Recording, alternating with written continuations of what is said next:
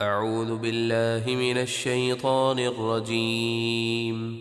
بسم الله الرحمن الرحيم. قل يا أهل الكتاب تعالوا إلى كلمة سواء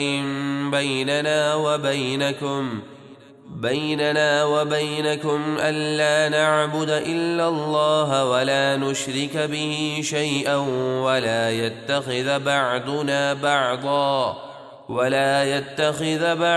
بعضا أربابا من دون الله فإن تولوا فقولوا اشهدوا بأننا مسلمون. اے حبیب آپ فرما دیجئے، اے اہل کتاب، ایسی بات کی طرف آؤ جو ہمارے اور تمہارے درمیان برابر ہے، وہ یہ کہ ہم اللہ کے سوا کسی کی عبادت نہ کریں اور اس کے ساتھ کسی کو شریک نہ ٹھہرائیں، اور ہم میں سے کوئی ایک کسی دوسرے کو اللہ کے سوا رب نہ بنائے.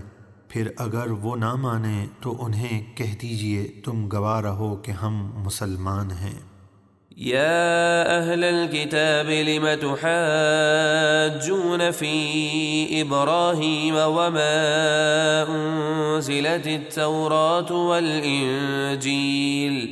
والإنجيل إلا من بعده أفلا تعقلون. اے اہل کتاب، تم ابراہیم کے بارے میں کیوں جھگڑتے ہو؟ یعنی یہ کیوں کہتے ہو کہ وہ یہودی یا عیسائی تھے، حالانکہ توریت اور انجیل تو ان کے بعد ہی نازل ہوئی ہیں، تو کیا تمہیں عقل نہیں؟ ها أنتم هؤلاء حاججتم فيما لكم به علم فلم تحاجون فيما ليس لكم به علم واللہ یعلم وانتم لا تعلمون.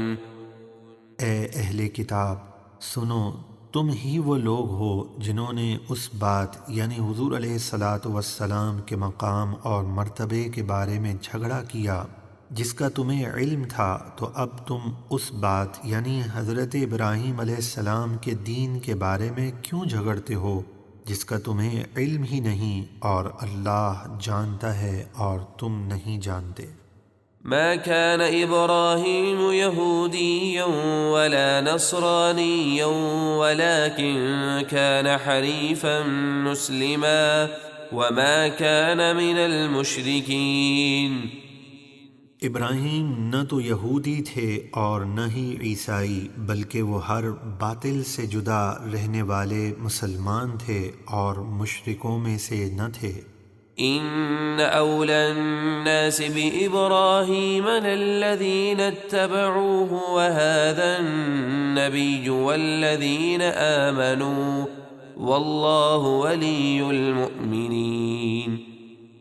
بے شک تمام لوگوں میں ابراہیم کے زیادہ قریب وہ لوگ تھے جنہوں نے ان کی پیروی کی، جیسے حضرت لوط علیہ السلام وغیرہ، اور یہ نبی آخر الزمان اور ان پر ایمان لانے والے ابراہیم کے زیادہ قریب ہیں، اور اللہ ایمان والوں کا مددگار ہے.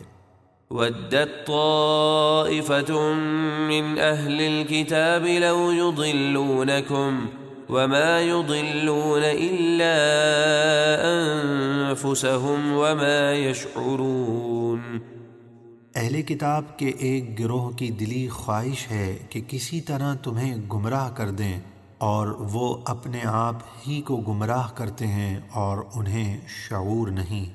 يا أهل الكتاب لم تكفرون بآيات الله وأنتم تشهدون. اے اہل کتاب، تم اللہ کی آیتوں کا انکار کیوں کرتے ہو حالانکہ تم خود گواہ ہو کہ یہ حق ہیں. يا أهل الكتاب لم تلبسون الحق بالباطل وتكتمون الحق وأنتم تعلمون. اے اہل کتاب، تم حق کو باطل کے ساتھ کیوں ملاتے ہو اور جان بوجھ کر حق یعنی ہمارے حبیب کی نعت و صفات کو کیوں چھپاتے ہو؟ صدق اللہ العظیم۔